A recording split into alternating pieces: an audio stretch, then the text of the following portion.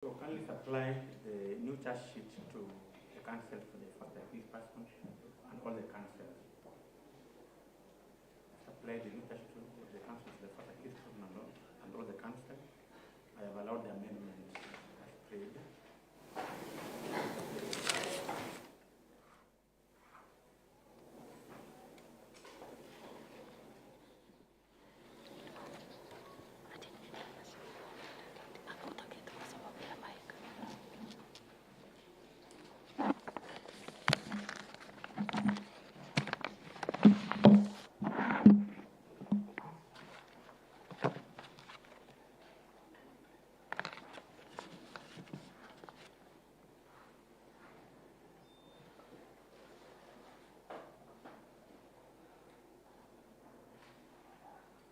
So what we do as we are abstracting, so the charge sheet that is not signed, that's not cancelled, the charge sheet that is now there.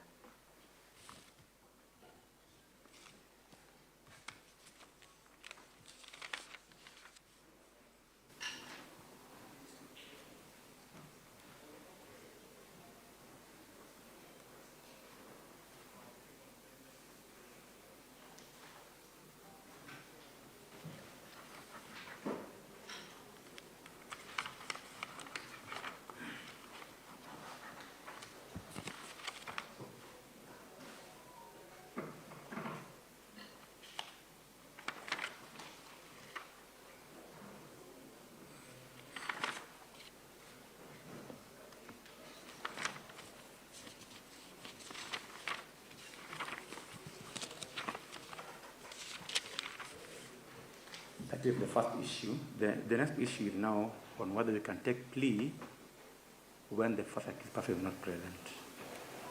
That's the next issue, please. Have I received the address from all the parties on that? I think so. Who are present in court this morning.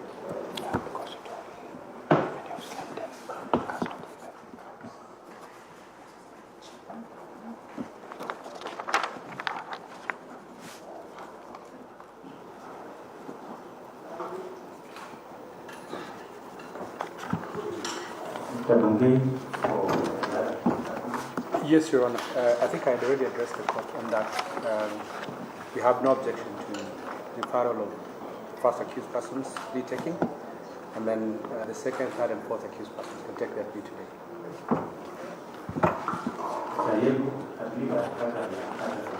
Yes, Your Honor. Precisely, Your Honor.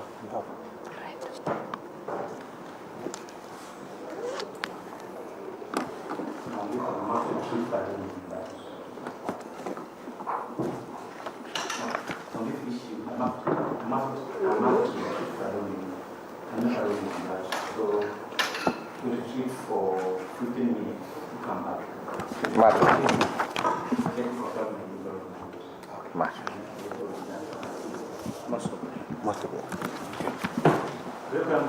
That's okay. So we are putting that get A for the 3, and then the father one will not present. So we have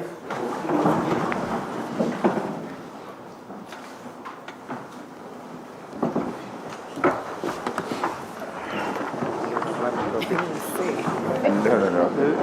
You see, that's what we say. You know, people misconstrue that section. Even if somebody doesn't take a plea, you must make them. Okay, you're already allowed. Yes, even two people. No. We just take the guy slept in then now we want now to defer. Yeah. So we just know his name side to the ball and then and we go.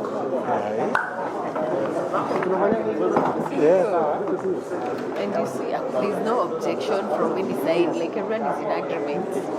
We'll get their views.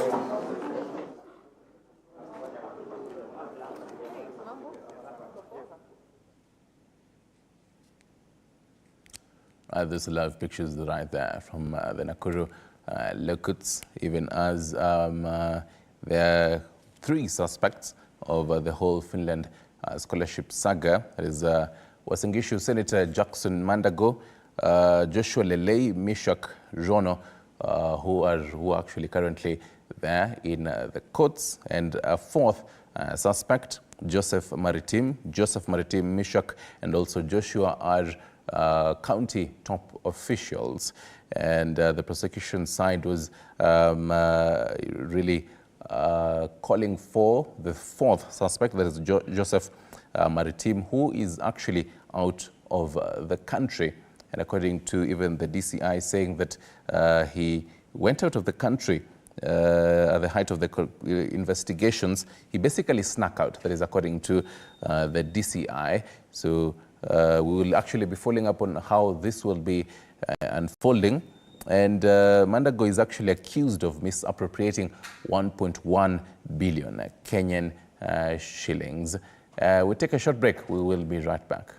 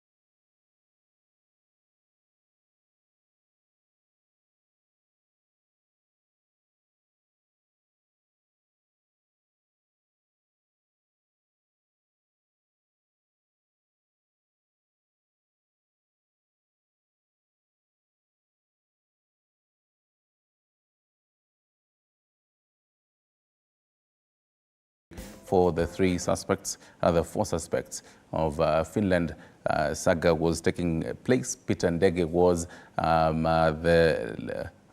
the judge. And with me right here is a very own Paul Kirobi. Kirobi, karibu katika show yetu hapa Morning Cafe. Thank you so much, Stanley Nyaringita, for welcoming me. I truly appreciate being given this opportunity. Tuendelee na Kizungu, Kiswahili? Yote iko sawa because I'm a bilingual reporter on matters current affairs. Leo tutaendelea na Kiswahili ndio pia mimi nijifunze mawili matatu. Amna tatizo. Leo tutarejea nini katika dawati la habari? Na kuna mengi ambayo yatakuwa yanafanyika siku ya leo ikizingatiwa kwamba ni siku ya pili kwa kongamano la ugatuzi ambalo linaendelea kule katika kaunti ya Uasin Gishu, Eldoret Sports Club. Na siku ya leo ndio ile siku ambayo katika lugha ya Kiingereza tunasema the D-Day.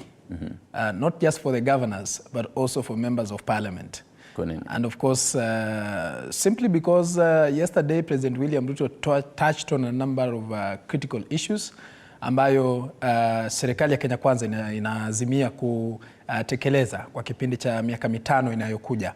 Na rais katika hotuba yake alionekana kuwa kama mtu ambaye kidogo ameghadhabishwa na jinsi ambavyo serikali zipo na viongozi wanavyotekeleza wajibu wao. Usisahau kwamba alikuwa ametaja swala la ufisadi kukithiri. Na hili ni swala ambalo linasemekana kwamba limetoka katika serikali kuu, serikali ya kitaifa, na kwa sasa viongozi katika serikali za kaunti wameambukizwa maradhi ya kuwepo na ufisadi. Na rais pia vilevile manake anaazimia kufanikisha ajenda yake kwa kipindi cha miaka mitano. Kuna swala muhimu sana ambalo alitaja siku ya jana. Na kumekuwepo na mgongano kwa kipindi ambacho tangia kuanza kwa ugatuzi mwaka 2013 na hadi kufikia sasa hivi kwa kipindi cha miaka 10 sasa. Kuna hili swala mvutano ambao umekuwepo kati ya wawakilishi wadi pamoja na magavana na pia vilevile serikali za kaunti pamoja na serikali ya kitaifa. Na mvutano ambao umekuwepo kati ya serikali za kaunti na serikali ya kitaifa ni kuhusiana na swala la fedha. Serikali za kaunti zimekuwa zikilalamika kwamba wapati fedha za kutosha, na hata kuna wakati fulani wakawa wametishia kwamba watafunga serikali za kaunti. Kwa kipindi hicho Wycliffe Oparanya ndiye alikuwa mwenyekiti wa baraza la magavana na kwa sasa ni Anne Waiguru. Na mikutano kadha wa kadha imefanyika kati ya serikali za kaunti na serikali za kitaifa wakidai fedha ambazo serikali za kaunti inafaa kuendeleza miradi ya maendeleo. Na kando na hilo swala, ni swala ambalo litatarajiwa leo kujadiliwa pale katika kongamano la ugatuzi. Pia kuna hili swala kuhusiana na ufisadi ambayo imetajwa kukithiri katika serikali za kaunti. Na mvutano ambao pia vilevile umekuwepo kati ya serikali za kaunti na tume ya maadili na kukabili ufisadi EACC. Tume ya EACC imekuwa ikisema kwamba serikali za kaunti hazijaidhinisha mfumo unaohitajika wa kukusanya ushuru. Kwa hiyo hapo ndio kumekuwa na mvutano, na hivyo basi kutoa pengo kwa viongozi wa serikali za kaunti kuendeleza ufisadi ama kupata ile hongo na vitu kama hivyo. Kwa hiyo hili ni swala ambalo linatarajiwa. It is expected to dominate today's devolution conference in Uasin Gishu County. And actually on that, around 10:30 a.m., a sub-theme for this particular meeting will be resourcing devolution for service delivery. And we will be seeing the CEO of KCB Bank, that is Paul Russo. We'll also be, having a whole, meeting with Governor Fernandez Baraza, Cecily Mbarire, Cabinet Secretary of Treasury, that is Professor Njuguna Ndungu, Ndindi Nyoro, who's the chair of Budget and Appropriations Committee, and also Mary Wanyonyi, who's the chair of Commission on Revenue Allocation. So even as you're alluding to that, the whole revenue allocation from the national government to the county government. Yes, na pia vilevile usisahau pia the last meeting, I think, between Council of Governors and IBEC, whose chair is Deputy President Rigathi Gachagua. He said that the national government does not have enough money to give to counties. And that is where the push and pull has been. And therefore, we expect today, maybe from that particular meeting, they are going to come up with a way on how county government are going to receive money. And also at the same time, don't forget Mount Kenya region. Mount Kenya region has been crying over the issue of 1 shilling, 1 man, 1 vote. Pia hiyo ambayo imesababisha pia push and pull. So we expect today they are going to discuss that particular issue and find a way, come up with a solution on how county governments are going to receive monies. And also, maybe to touch on what President William Ruto mentioned yesterday pertaining working with county government. It was very clear, crystal clear that yeye yuko tayari kufanya kazi na serikali za county ndiposa kufanya nini, kuinua hadhi ya gatuzi ama serikali za county. Na pia swala lingine ambalo lilijitokeza pale ni kuhusiana na wawakilishi wa wadi kwamba rais akasema kwamba kuna wawakilishi wa wadi ambao wanalalamika kuhusiana na fedha ambayo wanapata na wangependa kupata nyongeza ya mishahara. Na usisahau pia akawa ametaja mashirika ya kiserikali ambayo kuna wale viongozi katika mashirika hayo ambao wanapata pesa zaidi kuliko hata rais mwenyewe. Kwa hiyo hili ni swala ambalo rais pia vilevile anatarajiwa kutupia jicho na huenda pia likajadiliwa katika kongamano la siku ya leo. Na usisahau kando na hilo, kuna sababu kuu ya viongozi wa mrengo wa Azimio kufika pale. Kwa hiyo ni kumaanisha kwamba kutakuwepo na siasa. Na kwa hiyo and actually on that, even around maybe noon, we'll be seeing Azimio leader Raila Odinga, also trooping in. Yesterday, even as you were leading, President William Ruto was, saying it is not time now. Elections are over. We should really be focusing. What's the whole importance, even seeing Raila Odinga today here, even maybe speak about matters, taxes and all that? Yes, definitely. He's going to speak about matters to do with taxes. The president mentioned about it. And I've just mentioned that the big challenge that we have at the county level is on the issue of tax collection, because that is what the president is keenly looking into it. All right. And kwa kipindi cha miaka mitano ambayo inakuja, we are going to see a lot transpiring in President William Ruto's government, Kenya Kwanza government. And also ODM leader, or rather opposition leader Raila Odinga, gracing the occasion. Usisahau yesterday kulikuwepo na wale wabunge wa mrengo wa Azimio, ikiwemo magavana, akiwemo Simba Arati na wengine wengi tu ambao walifika pale. Hawakufika pale kimakosa, because they knew Raila Odinga will be gracing the devolution conference, the 8th devolution conference in Uasin Gishu County. And therefore, apart from the handshake ordeal, the handshake story that is probably likely to dominate today's conference, pia kuna siasa ambazo zinatarajiwa kushamiri pale kati ya mrengo wa Kenya Kwanza na mrengo wa Azimio la Umoja. Briefly, Kirobi, because we're out of time, being told we need to cross to Eldoret, where Mwege William is. Apart from all this, is there any other bit that we should be looking forward to for subsequent bulletins? Yes, apart from that, we understand that President William Ruto today is expected in Kiambu County. Okay. And there is a reason as to why he had to move from Uasin Gishu to Mount Kenya region. That is a transition in terms of politics. Right. Of course, there are a number of issues he's going to talk about. Okay. And he will also touch on what happened yesterday. Ataenda kusema kwamba mimi nilizungumza jana Uasin Gishu na nikasema nataka kuhakikisha kuna ushirikiano kati ya serikali kuu na serikali za county. And also at the same time, he will also touch on why the hustlers need to be empowered. So basically drumming up support for his agendas. For his, okay, thank you very much. Thank you so much. I appreciate it. Kirobi, and welcome back to Morning Cafe once again. Right, from all that, let's cross over now to Eldoret Sports Club, where Mwege William is. Mwege, we've been discussing all this that we really expect to see today. What is the feel like right now in the Eldoret Sports Club?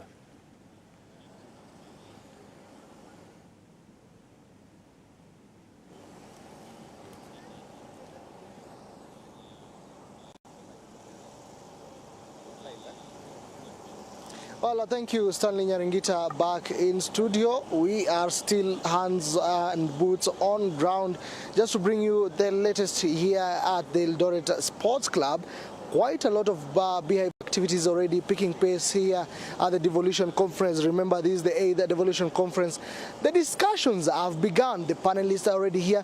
I've just seen the governor for Wajir just streaming into the main auditorium. Right there is where the conversation is taking place. stakeholders, panelists, diplomats,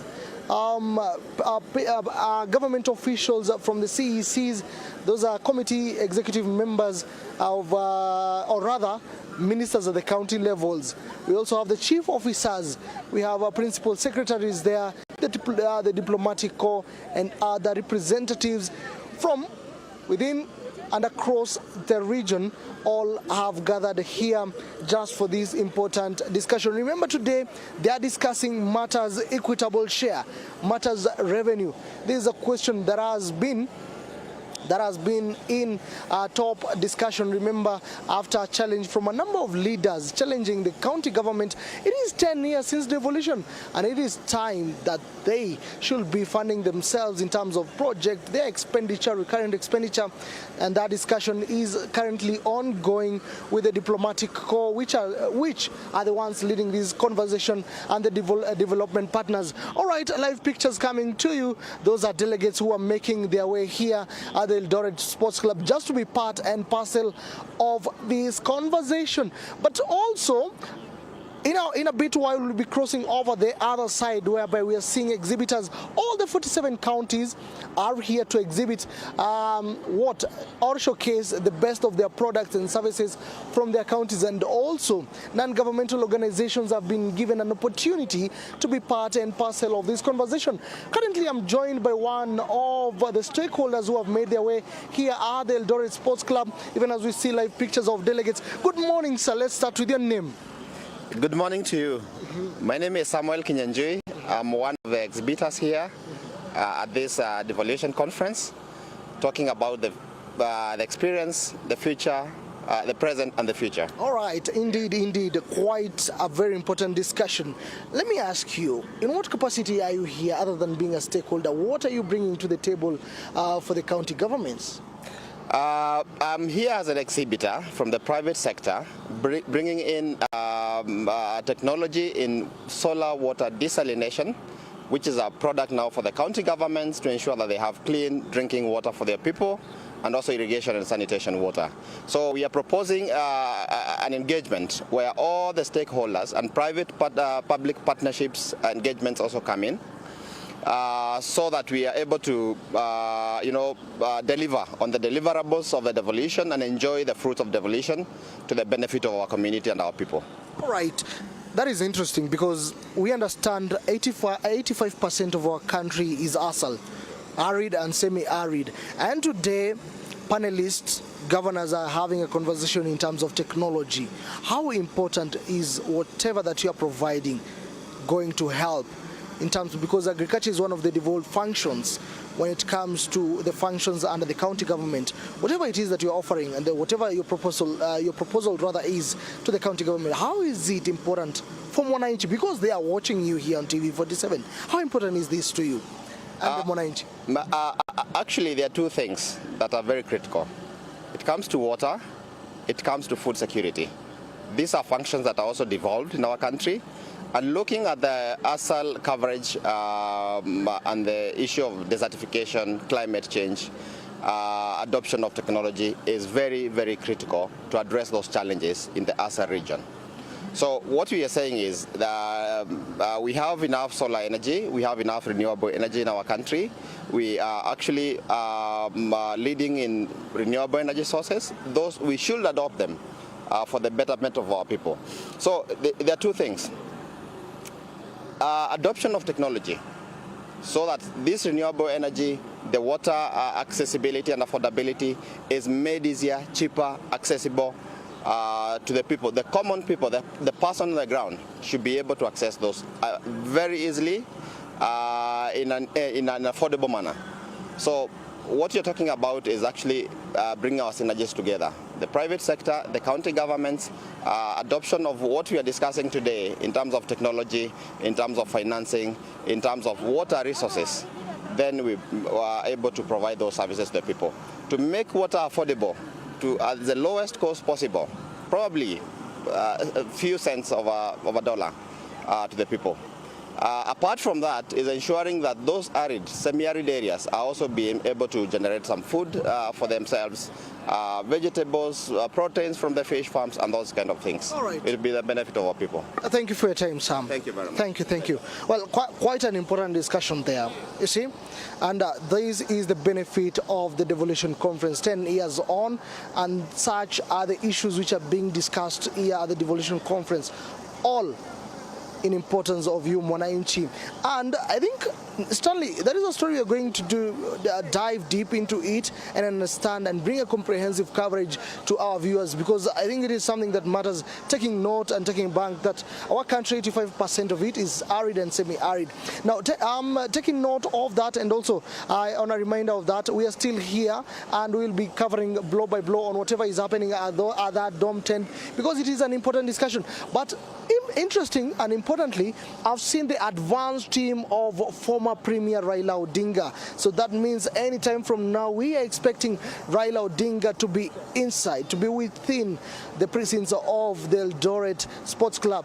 Matters devolution, matters 10 years of devolution, matters devolved functions, and it will be keen to listen to what Raila Odinga is going to say 10 years on after devolution. He is among the champions of devolution within the country, and that is one great conversation you don't want to miss, and TV47 got you on that. Also tomorrow, do not forget the current Deputy President Rigathi Gachagua will also be here to officially close this particular event, which has been up and running since Tuesday all the way. It will be coming to an end, to a close rather, on Friday, that is tomorrow. But we are here, a whole team, Freddie Nimuli, Liz Mutuko and I, we are here, and we are going to bring you these details and even more comprehensive coverage.